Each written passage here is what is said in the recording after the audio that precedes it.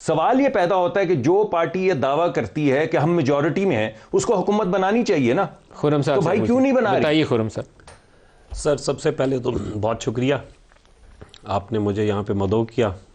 उसके बाद आज जो भी हाउस में हुआ, जो आपने शहबाज शरीफ साहब की बात की, उन्होंने क्या किया, तो उन्होंने सेहत कार्ड को बंद किया।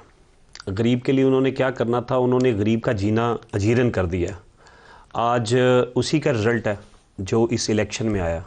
आपने सब देखा, सारा पाकिस्तान एक तरफ खड़ा और कुछ लोग एक तरफ खड़े हैं। 47 की कुछ पैदावार हैं और कुछ के पास 45 पड़े हुए हैं मुकम्मल, और उनको हाउस में नहीं आने दिया जा रहा। ये सितम ज़रीफ़ी है।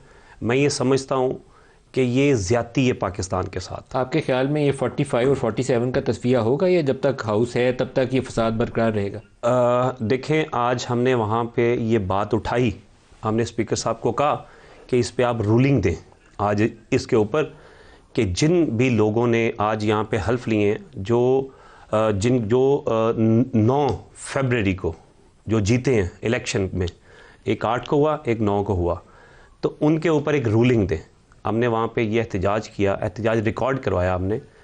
तो हमें उम्मीद है इंशाल्लाह ताला कि हम कोर्ट्स में भी जाएंगे और हमें इंसाफ वहाँ से मिलेगा इंशाल्लाह। सुप्रीम कोर्ट्स में जाएंगे इस इशू को लेकर? ऑब्वियसली हम हर फोरम पे जाएंगे। हम इलेक्शन कमीशन में भी गए हैं, वहाँ पे हमारी समाअत हो रही है, लेकिन हमें इलेक्शन कमीशन से इंसाफ की तवक्को कतई नहीं है।